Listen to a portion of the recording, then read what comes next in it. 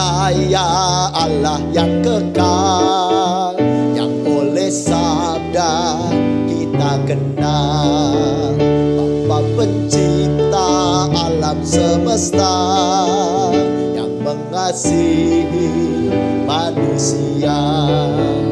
Aku percaya putra tunggalnya yang disalibkan di Golgota, yang dari kubur bangkit dan menang, naik ke surga dalam terang. Aku percaya pada Roh Kudus yang mendiami kita terus. Aku percaya gereja yang esa, ku jadi suci di dalamnya.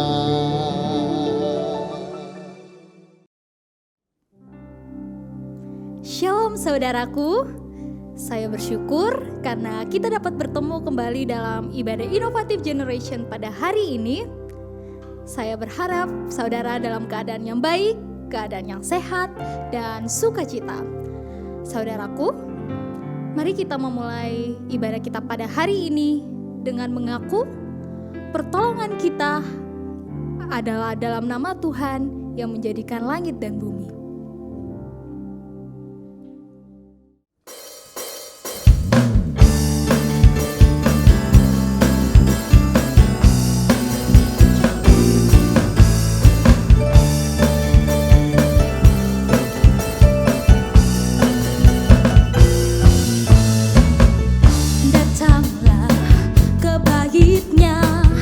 Dengan hati bersyukur ke dalam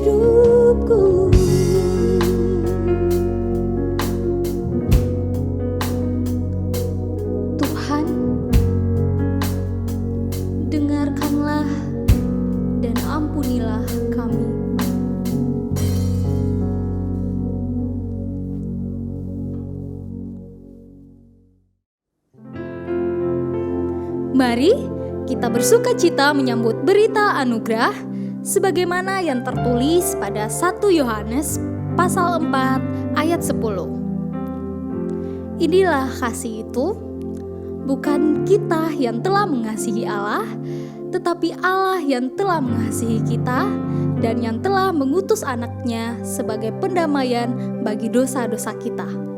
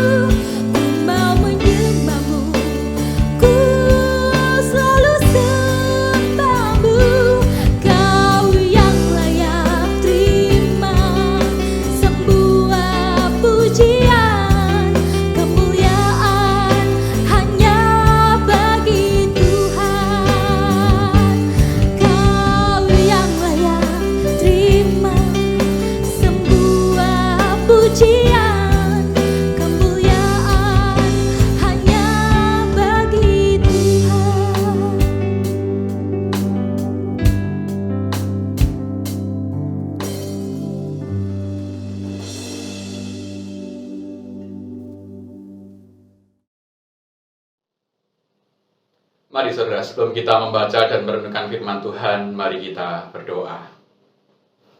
Tuhan, sebentar kami akan merenungkan firman-Mu. Biarlah Roh Kudus, Engkau yang menguasai hati dan pikiran kami, mampukan kami untuk memahami setiap bagian firman-Mu. Dan biarlah firman-Mu ini boleh mengingatkan betapa berharganya kami. Dan Engkau menciptakan kami dengan unik. Kami menyerahkan pelayanan firman ini hanya ke dalam satu nama Tuhan Yesus Kristus, Sang Firman yang hidup itu. Haleluya. Amin. Ya, saudara yang terkasih, mari kita buka Alkitab kita. Bacaan kita pada hari ini diambil dari 1 Samuel 17, ayatnya yang ke-38 hingga 40. Demikian. Lalu Saul mengenakan baju perangnya kepada Daud. Ditaruhnya ketopong tembaga di kepalanya dan dikenakannya baju sirah kepadanya. Lalu Daud mengikatkan pedangnya di luar baju perangnya. Kemudian ia berikhtiar berjalan, sebab belum pernah dicobanya. Maka berkatalah Daud kepada Saul, "Aku tidak dapat berjalan dengan memakai ini, sebab belum pernah aku mencobanya." Kemudian ia menanggalkannya. Lalu Daud mengambil tongkatnya di tangannya. Dipilihnya dari dasar sungai 5 batu yang licin, dan ditaruhnya dalam kantung gembala yang dibawanya, yakni tempat batu-batu, sedang umbannya dipegang di tangannya. Demikianlah ia mendekati orang Filistin itu. Saudara, beberapa waktu yang lalu, media elektronik memberitakan bahwa ada 3 perempuan warga negara Cina yang ditahan di Bandara Incheon, Korea Selatan. Nah, yang menarik, mereka ditahan bukan karena berbuat kriminal, tetapi mereka ditahan oleh pihak imigrasi karena wajah mereka ternyata tidak sama dengan foto yang ada di paspor mereka. Dan ternyata, saudara, yang terjadi adalah mereka ternyata baru saja selesai operasi plastik di Korea Selatan. Dan mereka hendak kembali pulang ke Cina. Dengan wajah yang masih bengkak karena selesai operasi, saudara, mereka harus bersusah payah menjelaskan bahwa mereka adalah orang yang sama dengan yang ada di foto paspor mereka. Berita ini menarik. Dan kita sama-sama tahu rasanya bahwa ternyata operasi plastik sudah menjadi sebuah tren dan juga bahkan kebutuhan bagi sebagian orang. Sebuah kebutuhan yang mana ada banyak orang yang bahkan rela mengeluarkan uang puluhan juta hingga ratusan juta untuk bisa mengubah wajahnya menjadi mirip atau bahkan persis dengan artis idola mereka. Tujuannya apa? Tentu satu. Tujuannya tentu agar mereka punya penampilan yang lebih keren dan lebih disukai oleh banyak orang. Nah, saudaraku yang terkasih, ketika banyak orang ingin tampil lebih keren, ketika banyak orang ingin tampil lebih memukau di depan banyak orang dengan cara meniru orang lain, dalam bacaan kita hari ini, kita akan justru melihat hal yang berbeda dalam diri Daud. Saudara, dalam bacaan kita hari ini konteksnya adalah Daud sedang bersiap untuk melawan Goliat. Ya, raksasa Filistin itu, panglima perang terkenal dari Filistin. Dan saudara yang terkasih, dalam momen persiapan ini, dalam 3 ayat bacaan kita, saudara, di situ direkam bahwa Raja Saul itu mengenakan baju perang dan segala perlengkapannya, ada ketopong tembaga, ada baju sirah, dan bahkan pedang, itu dipasangkan di tubuh Daud. Nah, saudara, tentu ini sesuatu hal yang keren, bukan? Sebelum Daud maju berperang melawan Goliat, Saul membekali Daud dengan perlengkapan perang yang sebetulnya itu ia pakai. Dan sebenarnya kenapa saya katakan keren? Iya, karena Daud mengenakan baju perang Saul, Raja Israel saat itu. Dan saudara mungkin kalau Anda lihat film-film perang, biasanya memang baju perang atau zirah dari seorang raja berbeda dari yang lain. Kenapa? Maklum, dia raja. Dia sang pemimpin perang saat itu. Dan memang kostumnya berbeda. Dengan melihat kostumnya, orang akan tahu bahwa dia rajanya. Dia sang pemimpin peperangan itu. Nah, saudara, Daud mengenakan baju perang raja itu. Tetapi yang menarik, saudara, setelah Daud mencoba dipasang semua bajunya gitu ya, lalu pedangnya juga dia pasang dan dia mencoba berjalan, dia coba-coba dan rasakan, dan akhirnya dalam bacaan kita hari ini, Daud memutuskan untuk tidak menggunakannya. Daud melepas semua perlengkapan itu. Alhasil, penampilan Daud kembali seperti semula. Daud ternyata menolaknya. Dan bahkan, saudara, Daud lebih memilih menggunakan tongkat dan umban. Dia meletakkan baju sirah besinya, dia meletakkan pedangnya, dan Daud mengambil kembali tongkatnya. Dia mengambil juga, dalam bacaan kita direkam ada beberapa batu yang licin, dia ambil itu dari sungai, dan dia juga membawa umbannya. Dan saudara, dia tidak memaksakan diri untuk menjadi seperti Saul. Dan saudara, saya justru membayangkan, andai kata Daud itu memaksakan diri untuk berangkat perang melawan Goliat dengan memakai segala baju sirah yang berat itu, saya bayangkan mungkin Daud malah kalah, saudara. Karena dia kerepotan sendiri dengan segala perangkat perang yang ada di dalam tubuhnya. Nah, saudara, dari kisah ini, dari kisah Daud ini, kita bisa melihat bahwa Daud adalah sosok manusia yang autentik. Ia tidak mencoba untuk menjadi atau meniru orang lain, walau itu akan membuat dirinya nampak lebih terhormat dan lebih keren karena mengenakan perlengkapan raja. Tidak. Daud tidak mau meniru orang lain. Daud enjoy dengan menjadi dirinya sendiri. Dan itu membuat dia pada akhirnya memutuskan untuk tidak mengenakan perlengkapan perang yang diberikan Saul. Dia tidak mau terpengaruh dengan apa yang ada di luar dirinya.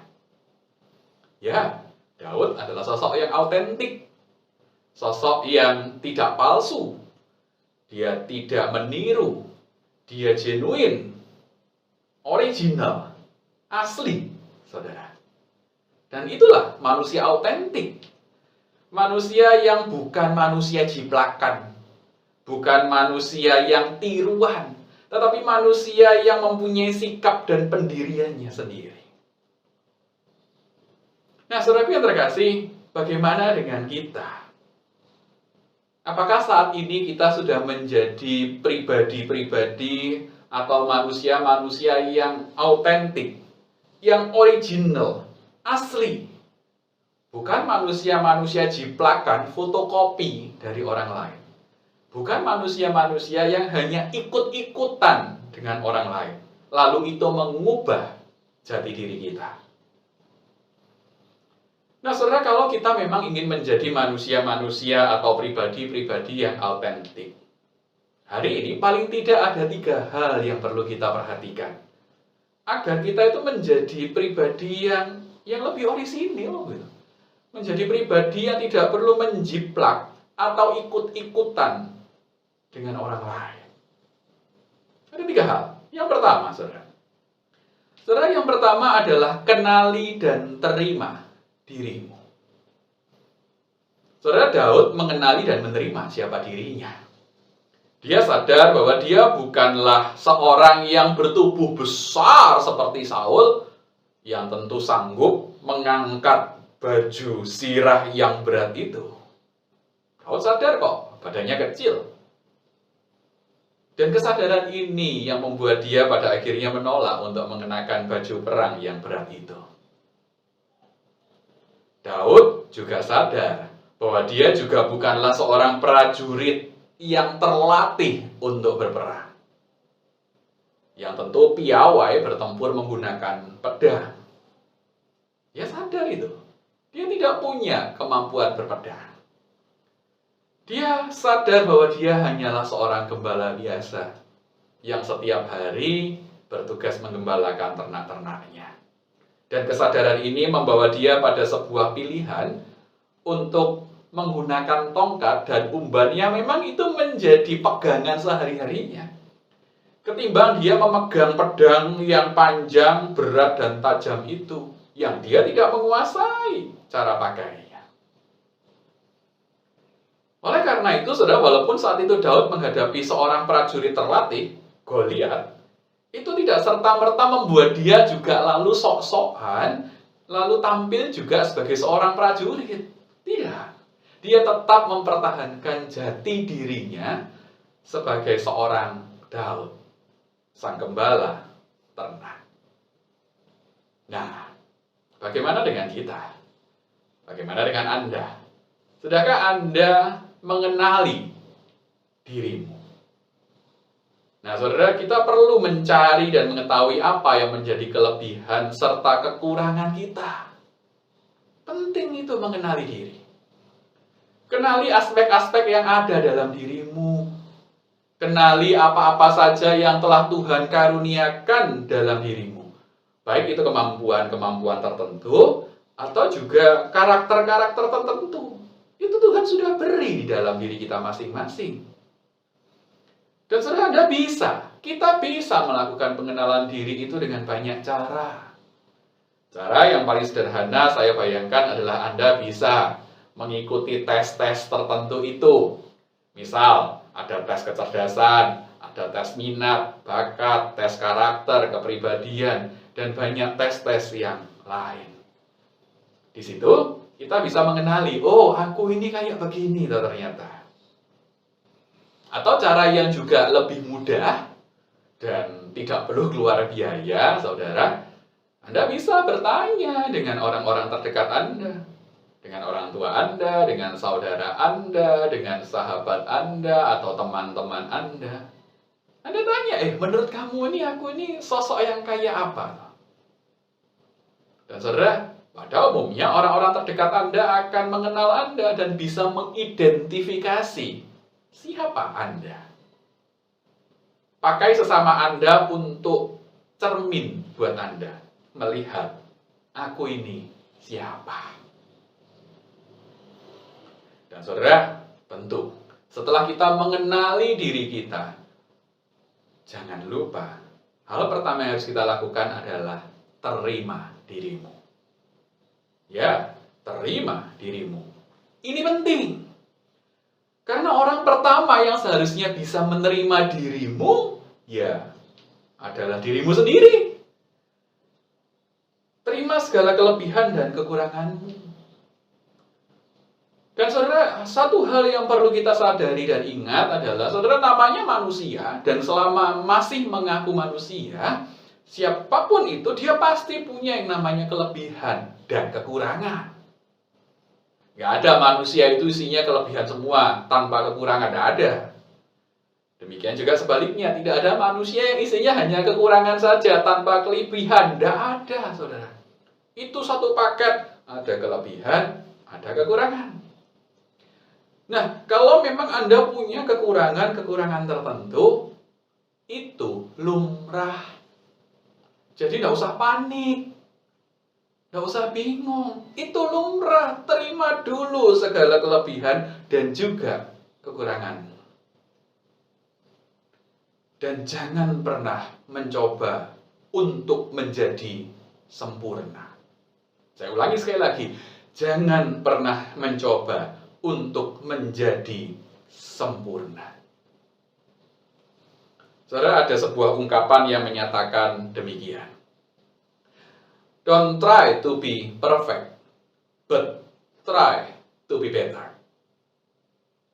Jangan pernah mencoba untuk menjadi sempurna, tetapi cobalah untuk menjadi lebih baik. Kenapa jangan pernah mencoba menjadi sempurna? Karena akan sia-sia. Karena sempurnaan hanya milik Tuhan. Yang bisa kita lakukan sebagai manusia adalah mencoba untuk menjadi pribadi yang lebih baik, dan lebih baik lagi. Walaupun memang kita tidak akan berujungkan kesempurnaan. Dan saudara, untuk menjadi pribadi yang lebih baik, yaitu salah satunya dengan cara memperbaiki kekurangan-kekurangan kita tadi ya. Setelah diterima kekurangannya, kalau kita punya keinginan untuk memperbaiki kekurangan-kekurangan itu supaya menjadi pribadi yang lebih baik, itu bagus. Tapi, sekali lagi, itu harus dimulai dengan menyadari kekurangan tersebut terlebih dahulu. Harus sadar, oh aku ini punya kekurangan ini. Baru setelah sadar, kita memperbaikinya. Saudara, karena bukankah untuk memperbaiki sesuatu itu, kita harus terlebih dahulu tahu apa yang harus diperbaiki. Nah, kalau tidak tahu apa yang harus diperbaiki, lalu apa yang kita perbaiki? Bingung. Oke, itu ya. Yang pertama adalah kenali dan terima dirimu. Yang kedua, saudara, hentikan kebiasaan membandingkan diri. Anda rasanya tahulah ya, bahwa Tuhan itu menciptakan kita itu unik, satu pribadi dengan pribadi yang lain. Tuhan itu menciptakan kita itu berbeda dari satu pribadi dengan pribadi yang lain. Mungkin Anda dan saya judulnya sama-sama manusia. Iya, betul. Tapi variannya banyak manusia itu. Ini seperti jeruk, saudara. Ya, karena saya tinggal di Bali, ada namanya jeruk Bali. Saya juga tahu ada yang namanya jeruk nipis. Keduanya sama-sama jeruk, tapi variannya berbeda. Nah, manusia juga sama, saudara. Bisa jadi sama-sama manusia, tapi variannya beda-beda. Dan saudara, oleh karena itu, hentikan kebiasaan membanding-bandingkan diri kita dengan orang lain. Karena Anda berbeda, saya berbeda. Dan oleh karena itu, saya tidak harus sama dengan Anda, dan Anda juga tidak harus sama dengan saya. Lalu memang itu sudah menjadi sesuatu hal yang dikasih kok oleh Tuhan. Kita tidak harus seragam. Oleh karena itu, salah satu contohnya adalah kalau memang Anda itu adalah pribadi yang dikaruniai Tuhan kulit yang agak hitam atau coklat gitu ya, sawo matang. Saudara, Anda tidak perlu membanding-bandingkan diri dengan orang lain yang kulitnya lebih putih dari Anda. Tidak perlu gitu ya. Tidak perlu minder juga kalau kulit Anda hitam atau coklat dan tidak seputih teman-teman Anda yang lain. Tidak usah bingung. Dan saudara, saya juga bingung, siapa sih yang bilang kalau kulit putih itu adalah kulit yang sempurna dan ideal? Saya menduga andai kata ada yang bilang itu secara terang-terangan, itu biasanya adalah bagian dari promosi iklan skincare, saudara. Ya, iklan-iklan yang menawarkan kulit Anda akan lebih putih dan glowing itu. Padahal jujur, kita mestinya tahulah ya, para bintang-bintang iklan yang dipakai itu mereka kulitnya sudah putih sejak lahir, sudah jangan-jangan. Jadi mereka kulitnya putih yang ada di iklan itu ya. Kulit mereka itu putih belum tentu karena pakai produk skincare itu. Ya mereka putih karena memang cetakannya dari sononya sudah putih, saudara. Mama papahnya putih kan gitu. Jadi saudara, tidak perlulah membanding-bandingkan diri dengan orang lain. Anda perlu tahu, saya tinggal di Bali. Ada, ya aneh aja sih, orang Asia yang kulitnya cenderung coklat sawo matang gitu ya, pengen jadi putih. Nah, bule-bule itu dari Eropa yang putih-putih datang ke Bali, mereka itu justru berjemur, pengen jadi coklat. Nah ya, kebalik-balik. Tapi ini sebuah tanda bahwa memang kulit putih bukan dan tidak harus menjadi patokan kesempurnaan atau yang ideal. Enggaklah. Demikian juga dengan kecerdasan, dengan karakter kita atau kepribadian kita. Anda tidak perlu membandingkan kecerdasan atau kepribadian atau karakter Anda dengan orang lain. Mengapa? Ya karena memang bisa jadi Anda punya kecerdasan dan kepribadian yang berbeda. Dan saudara, perlu diketahui bahwa tipikal atau tipe-tipe kecerdasan atau karakter atau kepribadian itu tidak pernah tunggal. Mereka selalu jamak, multiple. Dan mungkin Anda pernah mendengar, saudara, bahwa dalam teori multiple intelligence, itu total kecerdasan itu ada 8. Dalam teori MBTI, itu juga ada 8 tipe kepribadiannya. Jadi, kecerdasan itu ada 8, kepribadian dengan varian-varian kombinasinya itu juga ada 8. Dan saudara, ini membuktikan bahwa memang bisa jadi kecerdasan yang saya miliki berbeda dengan kecerdasan yang Anda miliki. Bisa jadi karakter yang saya miliki berbeda dengan yang Anda miliki. Dan kita tidak perlu saling iri-irian.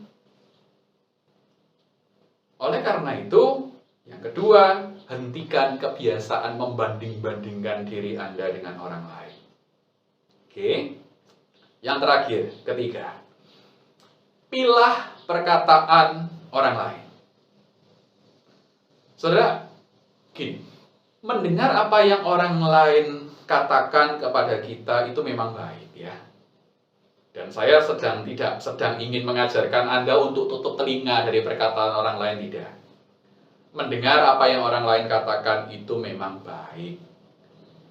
Dan saudara, karena memang itu tanda bahwa kita adalah pribadi yang terbuka, menerima masukan, dan bersedia menerima kritikan dari orang lain. Tetapi saudara, ini juga bukan berarti lalu kita harus menjalani kehidupan ini berdasarkan apa kata orang. Karena kalau ini yang kita lakukan, menjalani hidup berdasarkan apa kata orang, ini melelahkan sekaligus menyiksa. Saudara, bukankah ada begitu banyak orang, anak-anak muda yang gonta-ganti gadget, gawai, ya, handphone. Itu bukan karena handphonenya rusak, bukan karena handphonenya sudah fitur-fiturnya sudah terlalu kuno, enggak. Tetapi bukankah ada begitu banyak orang yang mengganti gadget handphonenya hanya karena teman-temannya ganti semua. Lalu mereka berkata, kamu kuno, ganti dong yang baru. Lalu kita ikut-ikutan ganti. Hanya gara-gara perkataan mereka. Saudara, juga bukankah saat ini, beberapa tahun terakhir ini sedang ngetren istilah nongkrong. Dan itu selalu biasanya identik dengan nongkrong di kafe-kafe, ngopi. Diajak teman. Ayo, supaya gaul, nongkrong kita. Apakah salah? Enggak sih, enggak salah nongkrong gitu ya. Tetapi saudara, ketika kita terus-terusan nongkrong di kafe-kafe kopi itu yang biasanya harga kopinya tidak murah, saudara, ada satu hal yang harus kita ingat. Itu membangun kita atau tidak. Jangan sampai kita hanya ikut-ikutan perkataan orang, supaya gaul, ayo nongkrong tiap hari, nongkrong, gitu ya. Keluar uang banyak, lupa belajar, lupa kuliah, skripsi molor. Kenapa? Karena terlalu sering nongkrong. Nah, ini kan tidak baik. Oleh karena itu, ingat bahwa tidak salah nongkrong, update kondisi teknologi itu tidak salah, tetapi salah satu yang perlu diingat bahwa itu belum tentu bermanfaat dan membangun kehidupan kita loh. Oleh karena itu, kita mesti punya kemampuan untuk memilah apa yang orang lain katakan kepada kita. Ini kemampuan penting, saudara. Kita harus benar-benar bisa memilah mana perkataan yang baik, yang harus kita simak dan harus kita tindak lanjuti, mana perkataan-perkataan yang ya cukup didengar saja, tanpa harus ditindaklanjuti, saudara. Ini penting, sekali lagi ini penting, agar perkataan orang itu tidak menjadi racun dalam kehidupan kita.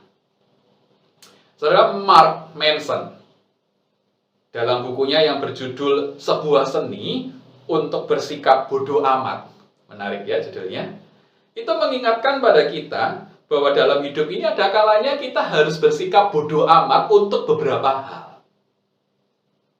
Kemampuan ini penting karena memang ada hal-hal tertentu yang dalam hidup ini di satu sisi harus kita simak dan harus kita lakukan. Tetapi ada hal-hal dalam hidup ini yang memang harus kita pilah dan abaikan. Dan saudara, dan buat saya ini juga berlaku untuk perkataan orang pada kita. Ada perkataan-perkataan yang harus kita simak dan kita lakukan, karena itu baik. Tetapi ada perkataan-perkataan yang, ya sudahlah, ini harus kita pilah dan kita harus bodoh amat, abaikan. Karena itu buruk.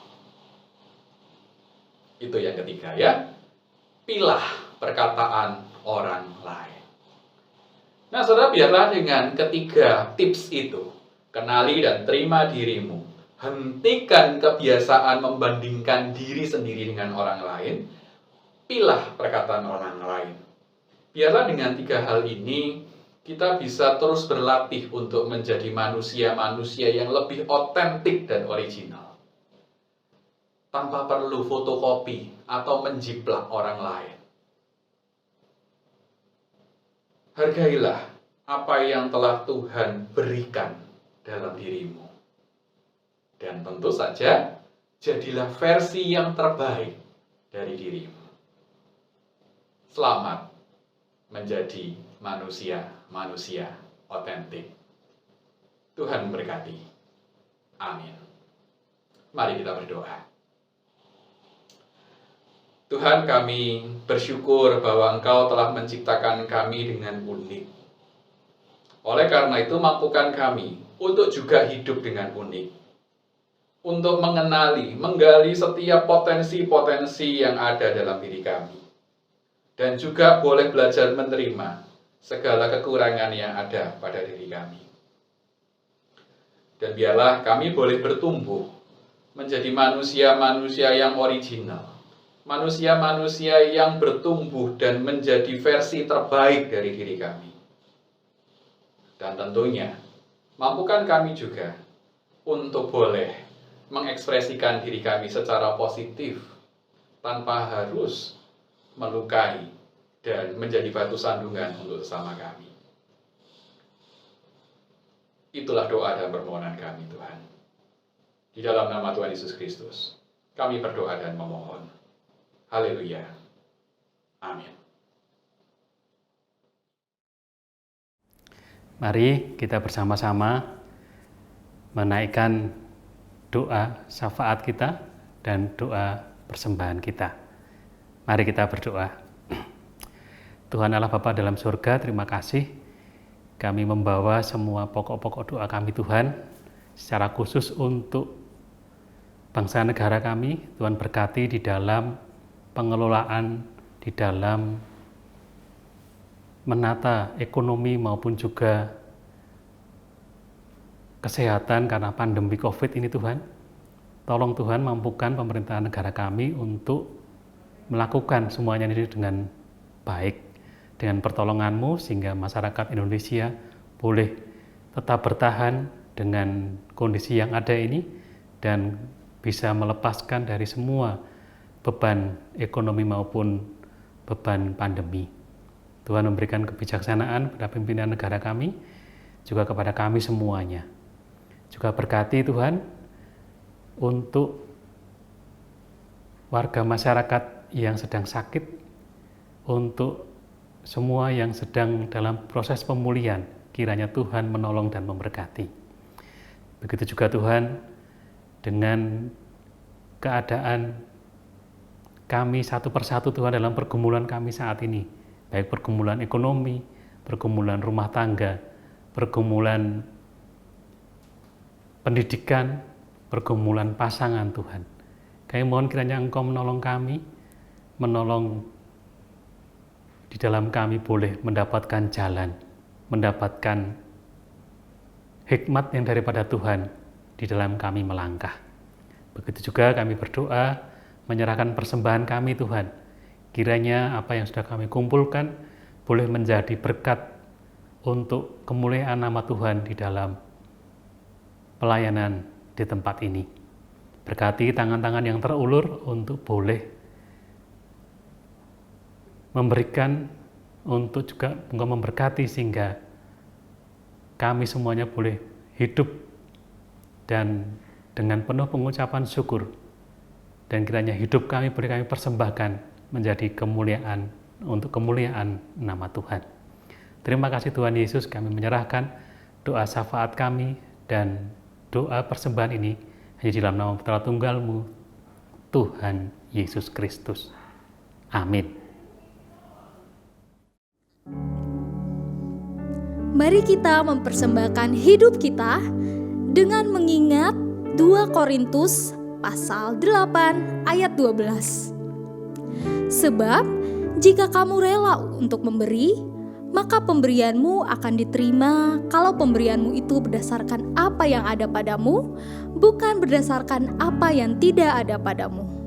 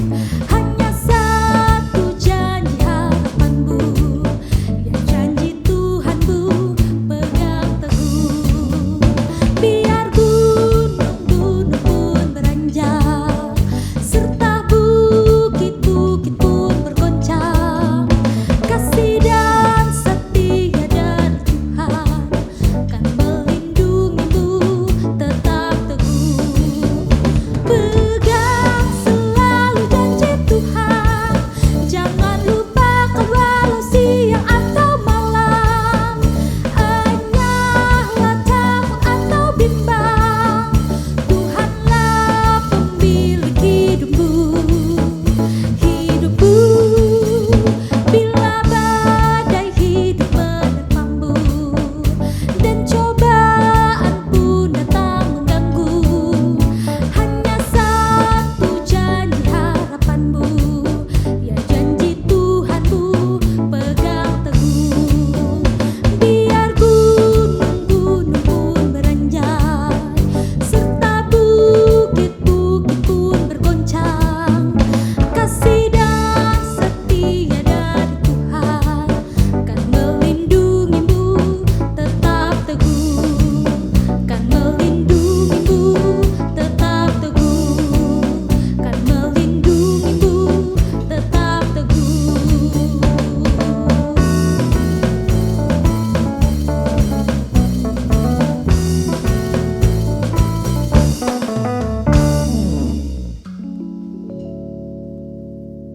Saudaraku yang terkasih, sekarang arahkanlah hatimu kepada Tuhan dan terimalah berkat-Nya. Biarlah segala damai sejahtera dari Allah Bapa dan sukacita daripada Tuhan Yesus Kristus, serta penyertaan daripada Roh Kudus, menyertai saudara sekalian, dari sekarang dan bahkan untuk selama-lamanya. Amin.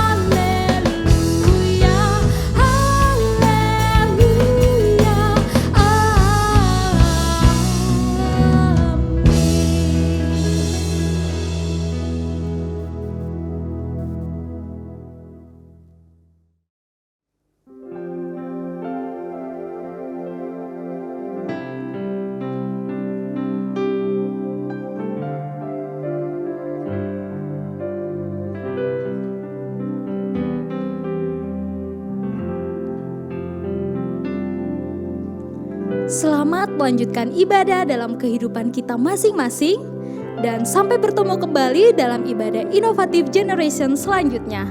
Tuhan Yesus memberkati.